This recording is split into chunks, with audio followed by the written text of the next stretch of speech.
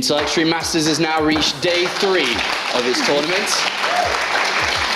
As we get closer and closer to crowning a new Intel Extreme Masters champion, and of course that will be on Sunday. Joining me on the desk to open up the day is of course Pig and Rotti. We have the Black Brothers, dressed up lovely and jubbly today. Classic and stylish. Classic and stylish. How you doing, Roddy? Doing great. I had a lot of fun yesterday, but at the end of the day, the results were kind of what we expected in the start of the day, and that's why I think today is going to be better, because it's a lot harder to predict. Of course, we have favorites, but not the same overwhelming favorites as we had yesterday. There's no Su, there's no innovation, so it's kind of up for grabs, and I always think it's very fun when you look at a group, and you're like, hey, I think all 4 of these guys probably think about themselves that they will make it out of this group, so that's why I think it's going to be a lot of fun. Yeah, every single player that's playing today has had that day of break yesterday because they got drawn or were placed into Group C and D, so they had that free day yesterday. Let's take a quick look at the 5-day schedule, as of course this is a 5-day grueling StarCraft 2 tournament. We started on Wednesday with open brackets. We then moved yesterday into Groups A and Group B, where we found 4 players to play in the quarterfinals. Today we go through Group C and Group D to find the final 4 players to make the 8 for tomorrow's quarterfinals before going to Gamescom itself on Sunday, where we'll play out the semi-finals and grand finals to find the Intel Extreme Masters champion for Gamescom in 2015, Roddy. Absolutely. Who's it going to be? I don't know who's going to be, Sean. Why are you putting him on the spot like that? Because there's only 2 people. A lot of people are saying it is going to be. What do you think? Su. What do you think? Su's got it, man. Did he help you in deciding? uThermal. Okay, that's one way to look at it. Let's hope he can do it. uThermal player that did get top 8 in Shenzhen. If he can win this one, it'd be a massive moment for him. Let's take a look at the groups for you guys to see who's played already and of course who is playing today. Yesterday we had a pretty dominating day from the powerhouse Koreans. Su and MMA went through in 1st and 2nd from Group A, and Fantasy and Innovation also joined them in the quarterfinals. Today though, bit of an unpredictable day as you've already opened up, Roddy. We've got 2 pretty close groups overall. Yeah, absolutely. I think both players, or people that made it out of the open bracket, uThermal, Patience, and TLO as well, I think they're also kind of looking at Group C and Group D. Like, I wouldn't be mind putting into those groups, because you look at Group A and it's like, ooh, well, let's avoid that one. Then you look at Group B, it's like, yeah, we should definitely avoid that one with the WCS Premier League Season 2 runner-up and 2 of the best Terran players in the world. So people were hoping to be put in Group C and D. Now, they got that wish granted, so now it's time to deliver as well. Yeah, I remember uThermal was sitting up in the crowd when we were doing the draw and revealing who was where, and he did a silent, or not really silent, it's more of a bit of a louder one. He was like, okay, that's awesome, because not only does he get the day rest from yesterday, but he gets drawn from the open bracket into this group, and that's the group we're going to be starting in, Group C. And I mean, what are your impressions when you saw the 4 players there, and how do you think this group shapes up?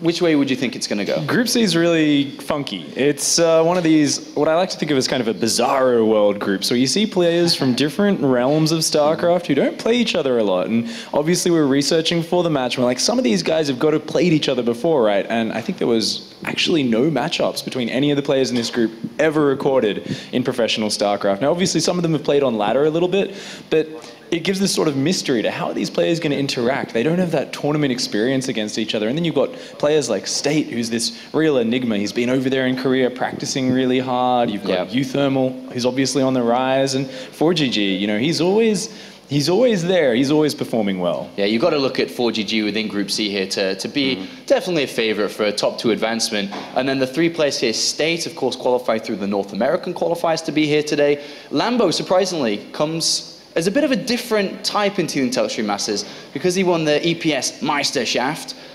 He comes seeded into this tournament and was drawn into Group C, and then of course uThermal through the open bracket.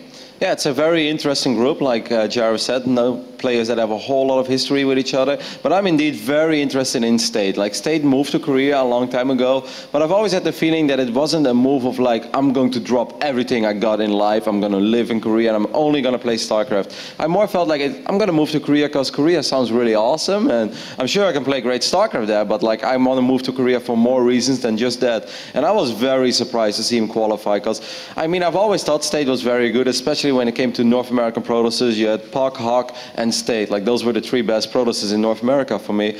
But we didn't hear that much from State. And then suddenly, bam, just cruises through this qualifier and qualifies for Gamescom. So I'm really hyped. I want to see how he does. And it's, to be honest, the first thing he's done in a very, very long time now. Because I think he moved to Korea at the start of last year, roughly around there. And he's tried to get into WCS, playing from Korean server to North American server. Hasn't had the best of luck. But here he is today, come out of nowhere, out of the shadows to play. So it'll be interesting to follow him. And we will follow him very shortly, as he is going to be opening up the first match against uThermal, your Dutch pride buddy.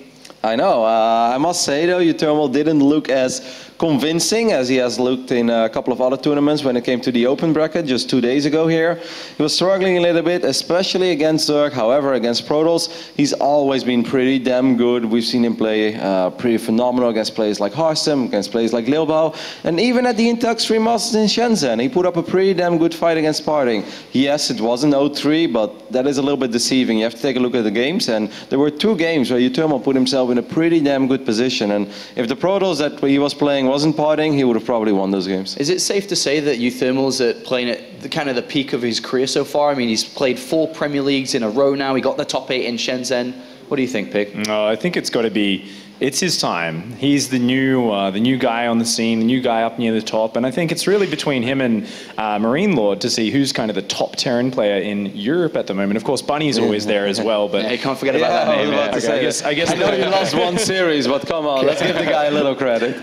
They're competing to be on the same level as Bunny, then. They're both trying to vault up there. And I think uThermal's kind of had a lot of success lately. And I always go back to his mentality, because that's the one thing. I've been to a lot of tournaments with him, and I've seen him just get less and less emotional and so much more in control. And I think that's just starting to show in his results. He's just dealing with his losses so much better and adjusting to his opponents in much smarter ways. Yeah, he used to be a little rager. Like, I've said this story a couple of times, but it's really funny. A long time ago, one of the first times I heard about uThermal, I saw he was streaming, and I finished up my own stream. I was like, cool, I'll go host uThermal, you know, support another Dutch StarCraft player.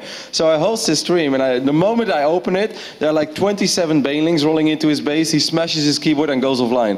It's like, that's uThermal a long time ago, but he's a lot more relaxed right now. And I like him a lot, and I really hope that he does well. Once again, didn't look super convincing in the open bracket, but he was a little bit tired, and he hates playing against Zerg. Now he can, you know, have a good shot at the redemption, maybe against State first, and then maybe 4GG. Could be a potential great round for him again. A possible back-to-back top 8 for this guy. But let's talk a little bit more now about State. So I think the biggest question today is, how good is State at StarCraft? Because nobody really knows.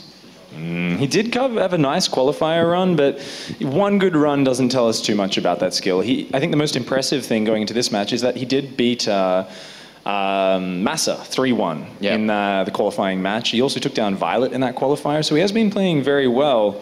But if you look back a few months before that, a lot of the WCS qualifiers, a lot of losses, 0-2s to Terran players, and not very well-known Terran players either. Now, that might come down to latency. He might have some issues connecting cross-server, but here on LAN is his chance to dispel that. I do think it's always so hard to look into results like that. You're playing from Korea often at awful times as well, in the middle of the night or extremely early, and then suddenly you're playing with latency as well. And we all know, like, some people think that, you know, Protoss, it's just a move, but I actually think Protoss is very difficult to play with latency, because one mine shot, you know, you just pull your probes a little bit too late, and it completely changes the game. It's not even fair anymore, because if you would have had a better ping, you would have been able to deal with that, and then you just play out a completely different game of StarCraft 2. So how good is he at the moment? I really don't know, but what I do know is that State's always been very good late game. Like, I've loved watching his stream. He has a really cool stream. I used to do some commentating as well. And if he gets up to like maxed out Protoss armies, he's very smart when it comes to positioning and using multiple spells. You know, Time Warp, Guardian Shield, Force Field Storm,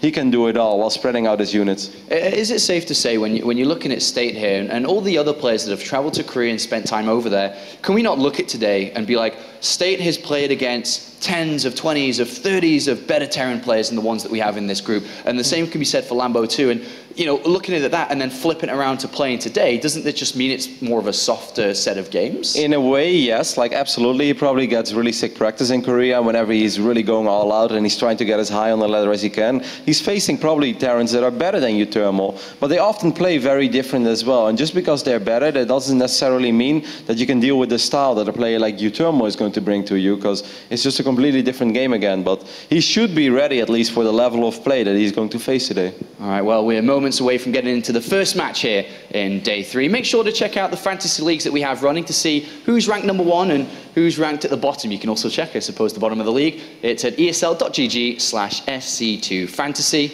Roddy, you're looking at me. Yeah, what are you looking at me for? I actually checked these rankings myself, and Sean Clark was at the top? Pretty low. Well, some guy has clearly registered as my name and has put the incorrect results in to drag my name down. Okay. But we know that I've been hitting the results back and forth throughout the weekend. All right, so who's going to win this first series of the day, Shani? Well, Roddy, I don't want to spoil it because there's no point people watching if I already know the result, is there? Fine. It's time to go to the commentary team for the first match. And of course, it's going to be State versus uThermal to see who's going to the winners match. All right, welcome to the caster's desk for our first series of the day. I'm happy to be here, day number 3. We've already had quite a lot of good StarCraft, and now we got some foreigners trying to compete for those top spots in the round of 8. You look happy to be here, man. Yeah? It's like every day you show up and expect you to be here every day and happy like this in the future for StarCraft 2. Yeah? You know? Thanks, man. Thank you. I'm always happy to be casting video games. It's awesome stuff. Yeah. Especially StarCraft 2. Especially StarCraft 2. In particular, right? We do love it. We do love it. And we've got some great players for you today, obviously. With, you know, not only do we have uThermal and State here trying to rival and move into that top 8, we at least guarantee ourselves a non-Korean here in this group with Lambo, the Meisterschaft champion. I cannot wait to continue saying that today. Yeah, how many times are you going to say it in this series? I'll count. Only you know. All right. Let's get into it. Game number 1 here between these two, as we have quite the wild card in State going up against uThermal, who has looked good recently. And up to the top right-hand corner, we do have our blue Protoss. It is State. See how he's going to fare after all that time in Korea. Quite a little while back now, I think. Yeah, he's been there for a long time. Yeah. Practicing hard. I just spoke with him. All right, and up to the top left-hand corner, we have our red Terran. Representing AT Gaming, it is uThermal, who has looked good so far in the European scene. Doing himself proud, doing the Netherlands proud for Rotterdam. State, you know, I was speaking a little bit with him. I was asking him, you know, if maybe after all this time in Korea, he finally got lazy and all that, if he was practicing less. He was like, nope, I've still practiced pretty hard. And versus Terran, he feels, you know, decently confident, it seemed like. I don't think I've ever heard the Protoss be super confident in a matchup. So it's going to be interesting to see what exactly he can bring us here straight from the Korean ladder, KLRs, because he went through a pretty tough American qualifier here to qualify for this tournament. He beat guys like Violet, Massa. So definitely, you know, earned his way here to this tournament. And now they're going to go for a quick scout there. I guess that Korean ladder, they didn't cheese him enough. Well, I guess on the 4-players map, it's probably harder. Yeah. uThermal, you know, we have seen him mix in a few cheeses. Mostly it was against Zergor's Terran opponents. But other than that, uThermal has shown brilliant play against the European-level Protosses in the past. As Rotterdam pointed out yesterday, we've seen some brilliant micro come out of uThermal recently. Look, it's the Zest pylon here, the second one at the ramp like this, to get a little bit of extra spotting available later on when that Reaper comes in, because you do expect a Reaper most of the time there. And if he doesn't come, then you can basically rule out any kind of standard build. You can start knowing that it could be a gas first or a very greedy build, and you can start adjusting accordingly from there. Yep, good setup, good wall there to be able to make sure he's going to shut down the Reaper movement a little bit, as well as have a bit of a safety path. As State just going to head on down and take himself the expansion. Are you expecting aggression here from uThermal? I mean, he's always been quite aggressive in the past against Protoss. Yeah, as soon as you know, he gets his medivacs or even some bio on the map, he's always wanting to be aggressive. But I feel like we've really seen him evolve a lot more nowadays. A while back, it used to be, you know, I guess, relentless aggressions, and sometimes reckless as well. Whereas now it's a lot more controlled, you know? He's definitely going to be able to wait sometimes when he knows that it's not going to be the right decision to actually go for the attack. Trying to get a sneaky peeky in towards the base, and we'll see the layout of those buildings. Sneaky peeky. Sneaky peeky. Here we go again. I'm starting off early, Todd. I'm starting off early. We had Roddy with his cheeky ones, and now we got sneaky peeky from KLIs. Yeah, it's kind of very British, I would say, more so than anything. But uThermal with his factory on the way as well. You know, he's always been a big proponent of going for those kind of Widow Mine drops. We've seen him using that a lot in the past. But do you think a lot of Protoss now are very, very used to shutting down those kind of styles, or? Yeah, I think they, like, you know, all the timing on the clock usually. You know, when you're a pro gamer, you learn all of them, so you know, like, at what time can a Medivac fly in with the first few Widow Mines, and usually you're in position. There is a few gambles here and there as to where exactly you should place your units. Like sometimes you're going to bank on the Terran trying to hit more than natural, like for example, is particular in these positions there, which State is, he started scouting, but he only scouted one location. He's actually proxying a pylon on the map. He has a Twilight back at home, and Blink didn't start. You know what's next, yeah? Yes, we do. Go for the Dark Shrine, my boy. That Reaper, though, still scouting a boot. I don't think he'll be able to go all the way down towards the bottom. That would be quite the vigilant little path. So that finishes up, and we have our Dark Shrine. So yeah, he knows that having scouted the Twilight Council there, uThermal is going to expect pretty much only Blink Stalkers, because that's what Protosses have been doing the most. But it's funny how to go for Blink Stalkers and Dark Shrine, you need the same building, yet both tech, they are exactly like that. They are polar opposites as to how to counter them. Sees that the isn't researching anything, and that might be a bit of a giveaway here for uThermal. He still hasn't started an eBay. I guess he wants to get his barracks first, maybe. I wonder if he actually picked up on him. We're going to see in a second. If he starts no eBay, then he didn't pick up on it. Yeah, Iris Marine's well positioned on the ramp, though, just to greet that. I mean, Dark Templar are going to have a hard time even getting up there, right? Yeah, maybe. If he starts saving scans, like right now, he's going to have two coming up. He's still quite a bit of energy away, but he knows that even a Dark Shrine, you know, it's 100 seconds build time. And we actually have a pylon here going down pretty close. And we're going to have that drop coming in towards the natural as well, with these Widow Mines burrowing. I think State realizes, just leaves a probe or two there. 3 actually go down pretty quickly. Likewise, he's going to pull away from his main base. Sacrifice probe. Oh, he was trying to go into the extractor there. And maybe soak up that shot and not take any damage, but... Alright, 2 Dark Templars. We saw these boys doing a fantastic job earlier against Fantasy when Lilbo played against him. 2 scans are available. Oh, he's not looking. Oh no, and he actually repositioned his Marines, so there wasn't even like a proper wall off there at all. He's got 2 scans available, but not that many units there. uThermal. If White was casting this, I think he'd just say it's GG.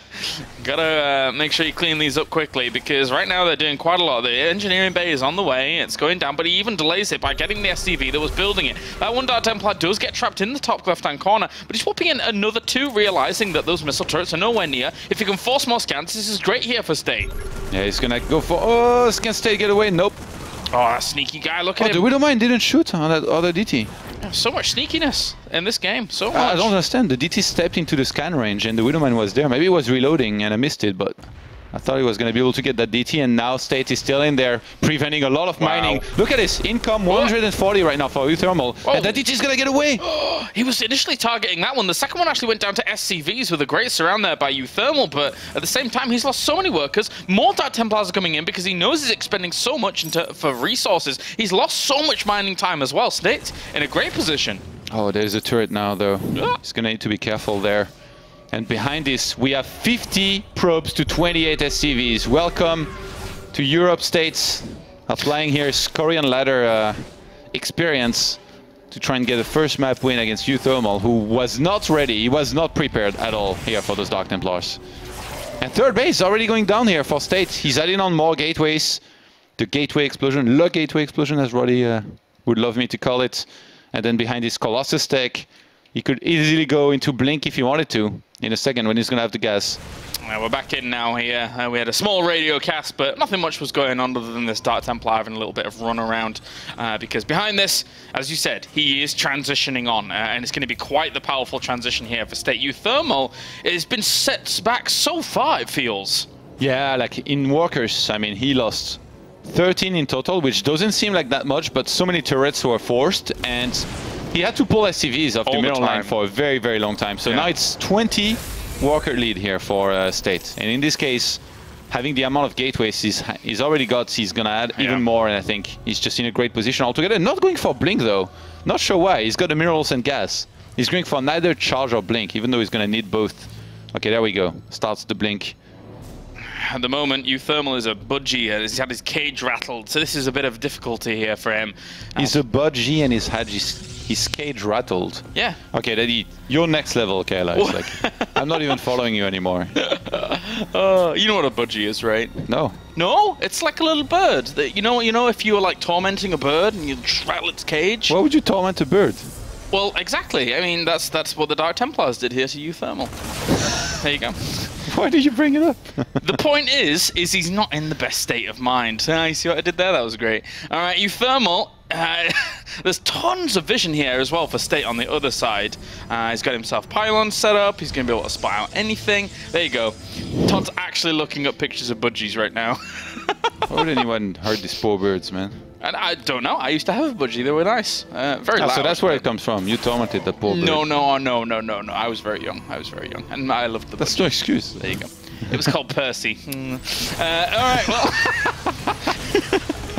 Dark Templar goes down again. uThermal here, setting himself up and trying to find some kind of information, anything. This doesn't even have anything in it, but he just wants info. Yeah. The Stalkers are going to catch this as well. uThermal knows he's too far behind. Wow. He's just going to tap out. That's that moment where all of those colossi were hallucinations. Yeah. No, but yeah. Take that sip of Red Bull, State. You earned it, man. Yeah, that was a good start for him. A really, really good start. With the Dark Templars just transitioning on forwards and putting him so far forward. It's a good point that you brought up. I mean, not only killing off that many SCVs, but so much denial of mining time. It took forever for uThermal to really get back any traction in that game, and that's how the cookie crumbles. There we go with another classic from Kailis. All right, we're going to go to a short break, ladies and gentlemen, and when we are back, it's going to be game number 2 between uThermal and State.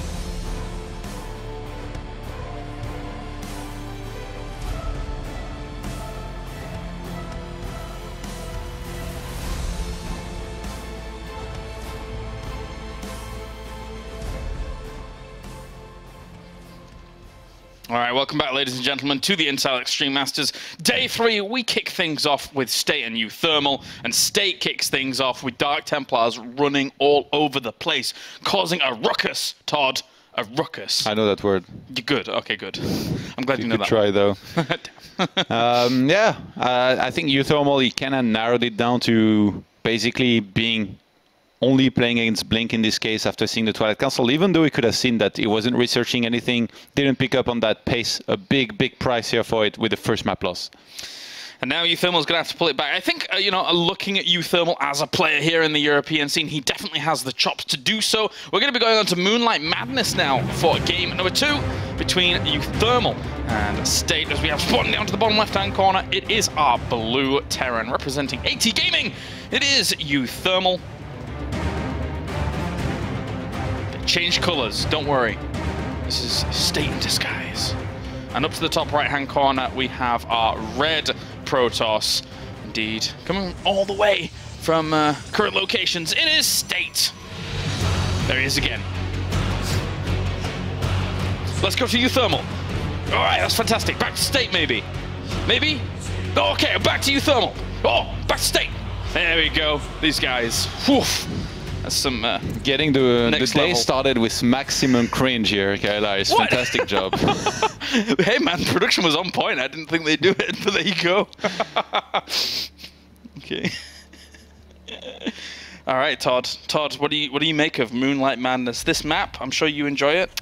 Yeah, like most other maps in the map pool right now, like taking a third map and being able to defend it properly against a Terran that's good at dropping is going to be really difficult. That's why you can't just kind of sit back, play a defensive game, and that's why a lot of the time you're going to see Protoss trying to make stuff happen before that, be it with a Stargate, with DTs, or even some Blink play. Sometimes even, you know, some 2-base all-ins as well. So uThermal is going to have to keep that in mind there after a very aggressive map number 1 here from State.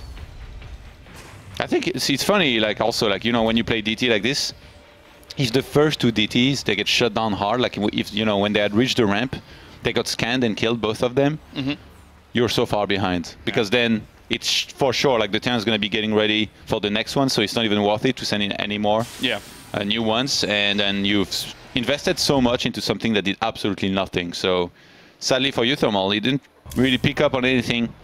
The fact that it was DTs and actually spotting, you know, that blur moving around. Do you think that uThermal in that position, it was just a true misread? I mean, he did go back in and see that the Twilight Council was not churning away at Blink, so that's got to be a bit of a kick in the side there for him. Yeah, definitely. I don't know exactly how that happened.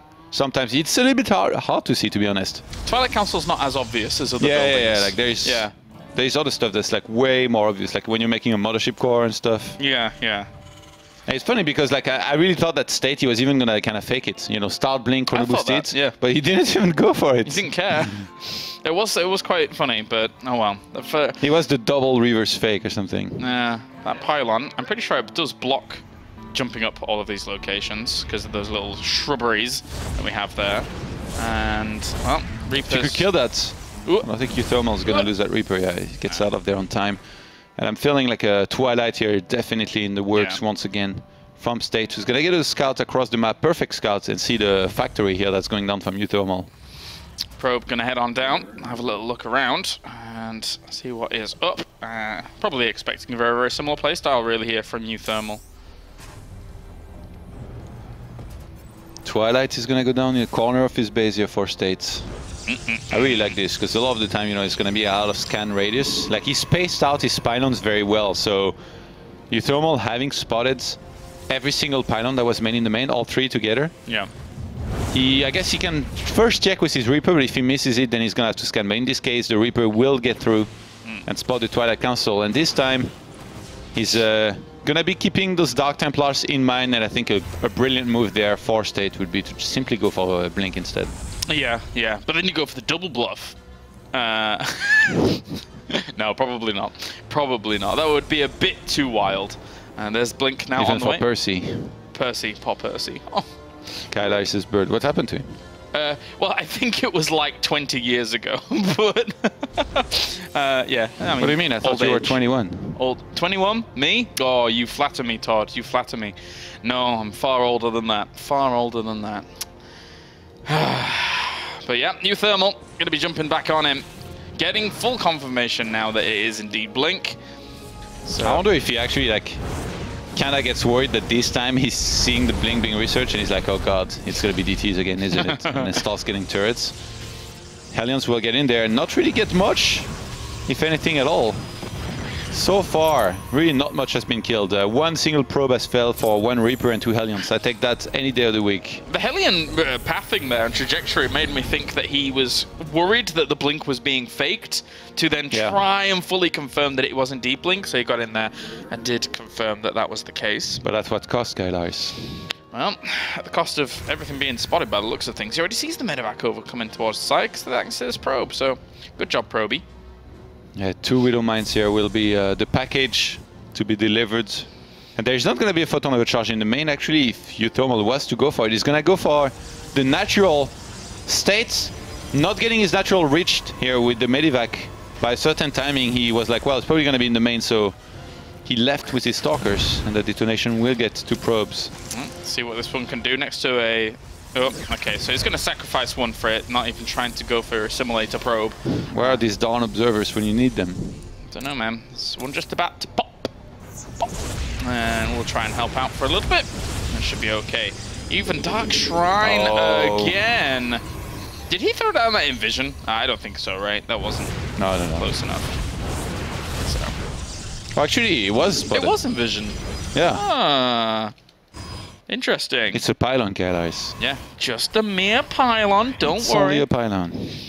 The way, of course, you can check if you do have health bars on, is that the health bar is slightly higher on a Dark Shrine compared to a pylon when it's building. Just so you know. If you glance at it. But there you go. Having Blink Stalkers at the front as well, I think if he was to show them, it's going to convince uThermal even more that there is no DTs on the map. So he's got a turret actually in the main. I'm a little bit surprised that we didn't have a pylon on the other side. Ooh, what's he? No, no, no! Don't do this. Don't, no, what did he ever do to you? Okay. He didn't get the SCV. No, exactly. It's like, unforgivable. You better get that guy. It's like whipping a horse. Get him, get him! You're on fire, Lars, today. Thanks, buddy. All right. The StarCraft passion is real with you. And gonna come back. Whoa, that was a bit cheeky. Thought he blinked forward. War Prism on the right-hand side, even though he could have just made a pylon there. If he could get that, is it? I think that's slightly in range of the missile turret vision. Oh, it's going to be really, really close there. But if he could get stim, oh, he's adding on another missile turret actually right next to that. So Dark Templar will walk in. Missile turret's going down right in front of it. You're going to get the bunker at the front as well. So uThermal really being kept on his toes here by State. Gotta say, it's a really good showing from him. Oh, there is a turret in the natural, but the DT will get in there, get 1 SCV. Oh, that was a catastrophe for him. He lost those 2 Dark Templars so easily. He's Protoss, man. Well. A lot of it. Taking 2 Colossus behind this, what do you know? Gotta do what you gotta do when you're a Protoss. I really like this. State actually saw the turret in the main and then pulled back. Fully picking up that there was turrets, or one rather, in the natural. He's like, well, there's probably one in the main. I'm just gonna check rather than just send my DT in blindly, like Todd style. And he just pulls back behind it and he's gonna be fine. Third base, he's gonna start there. And he actually went for a forge. Usually, like when you go for Dark Templars into Colossus, you kind of skip on the forge and upgrades, but he still went for it. That means that actually his army counts is going to be incredibly low. Right now, it's 36 to 58.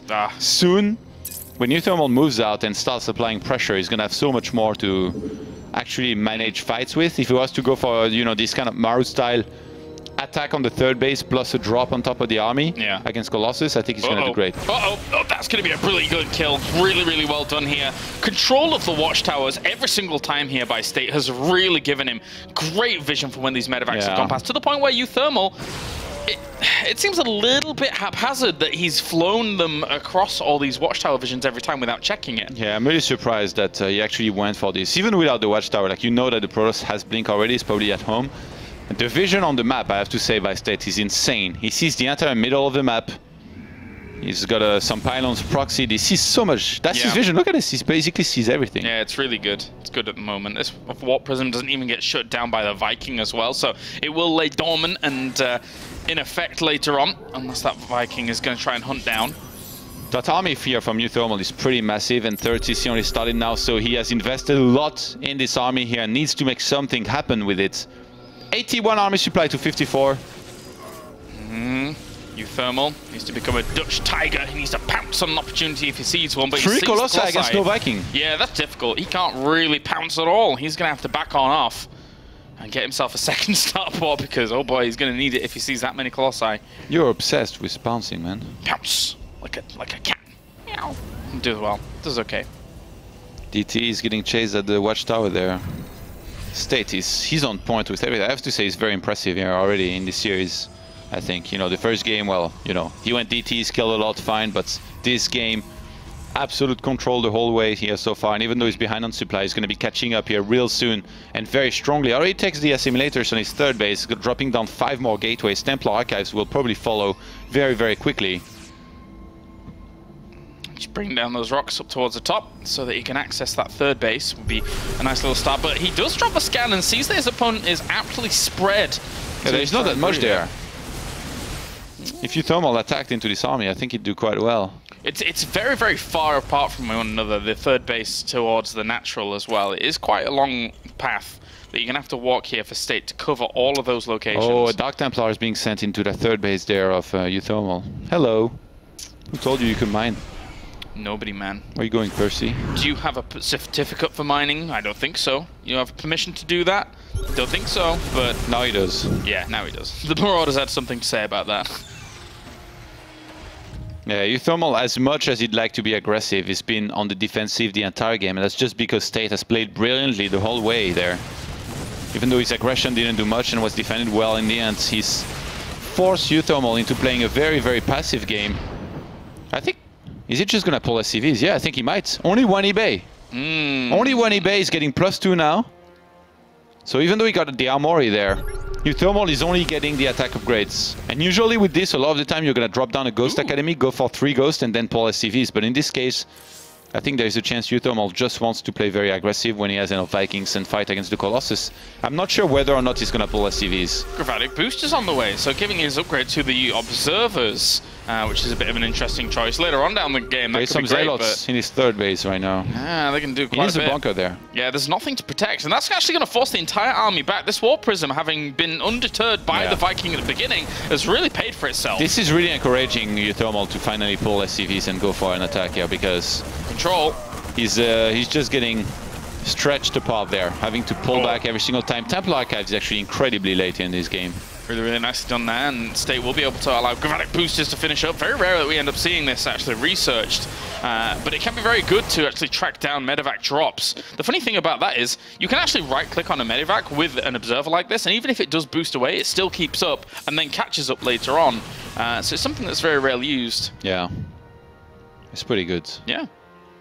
But maybe he should have made that after he maxed out, because right now State is starting a 4th base, and even though he has a scary army in terms of Colossus, uThermal is maxed out. If he has to take a very good fight there and crushes this Protoss army, then he could just counter across the map and do really well. But right now he's waiting for his upgrades to kick in. State's actually going to use that position there, fully knowing that uThermal is out of position to attack. And he can even recall behind his Zealots coming in into the third base with the War Prism as well. Potentially great move here for State, looking to really power on against the uThermal here. Going to bring down this command center very, very quickly. He knows the army's encroaching on this territory behind and will just recall out, whilst he's also done some good damage in the third base. 24 workers have gone down. Can he get these units? Oh, doesn't manage to get the harassment down in towards the main, but it's already done a lot. Yeah. Really well played by State. And behind this, he's dropping down more and more gates. He's stacking into Storm. That 4th base is going to finish in a second. He's going to start to cannon up every single base, leave high Templars everywhere.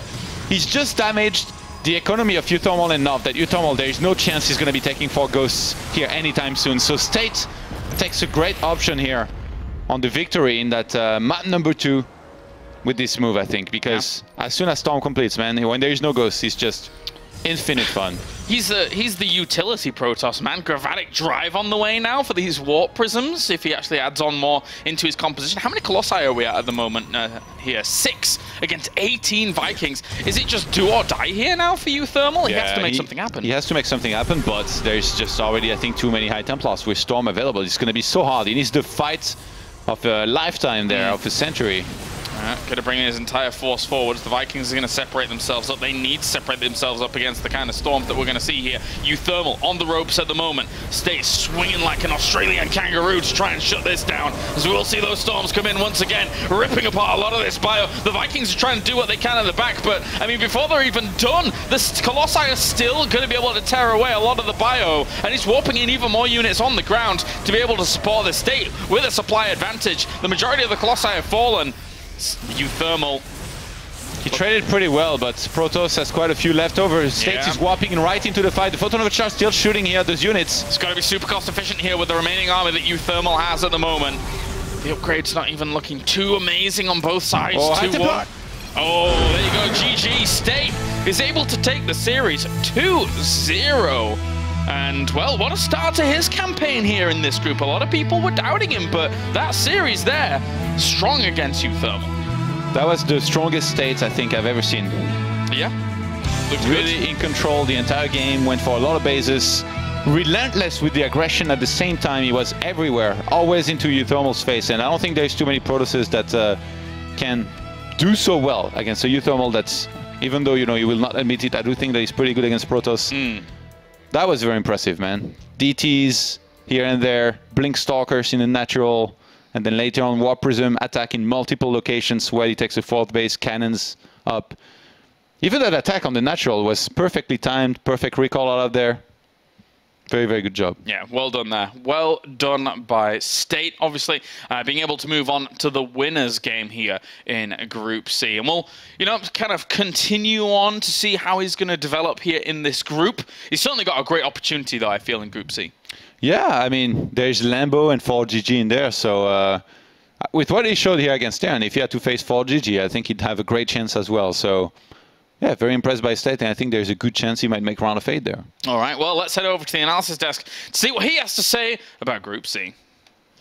Thank you very much, Kolaris, and congratulations, State, to a great start to the day. Thank you. How are you feeling with your form there? Because, I mean, Todd mentioned it towards the end. He said that's probably the best he's ever seen you play. How are you thinking about your form? Really, I felt like I wasn't actually playing that well. I think I got a couple good breaks with builds in Game 1 and Game 2. Game 1 certainly with the DT opening. And I don't know, I just took that. But I still feel a little bit rocky in terms of whether I can take 4GG or not. So, not so much about the difficulty of the group, but when a player doesn't compete in a very long time, most of them get a little bit nervous when they come back on stage again, and everyone's kind of looking at you. How are you going to perform today? Were you feeling nervous jumping up there? And No, I didn't feel nervous at all. No, you felt really good up there? Yeah, I'm really comfortable. Okay, great.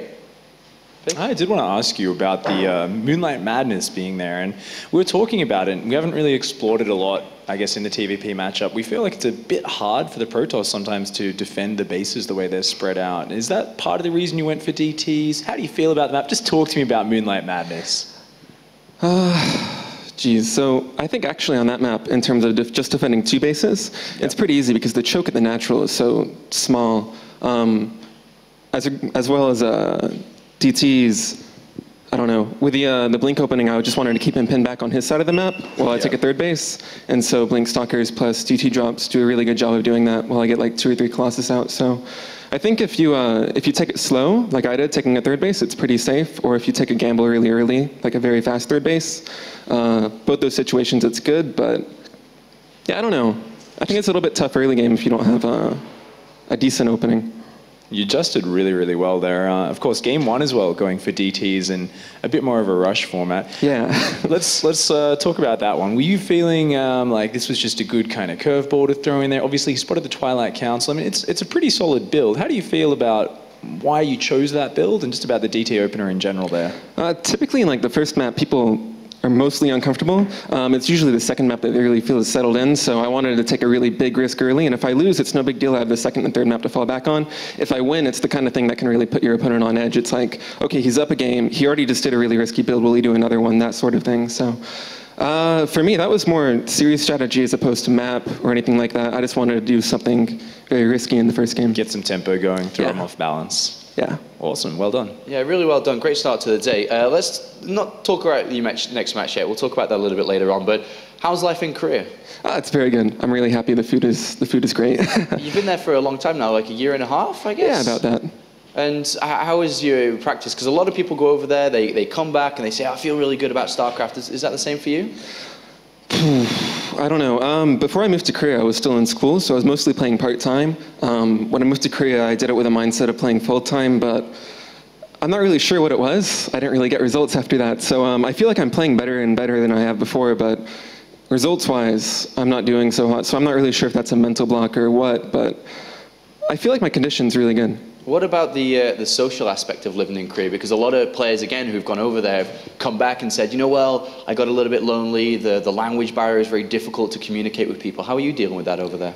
I'm really happy. I have a lot of friends in Korea.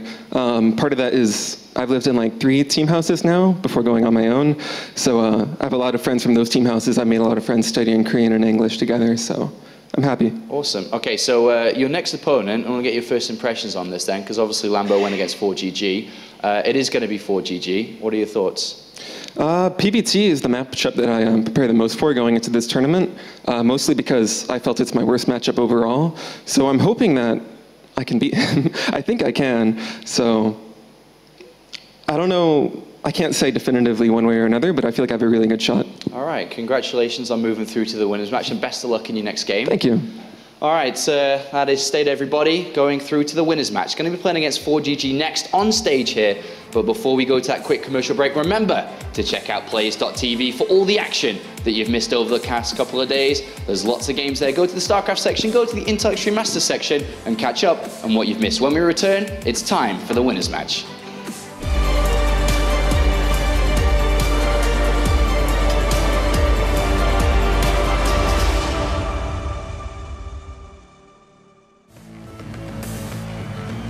Yeah, right. Last man standing, P250 out, jumping and shooting against one more kill.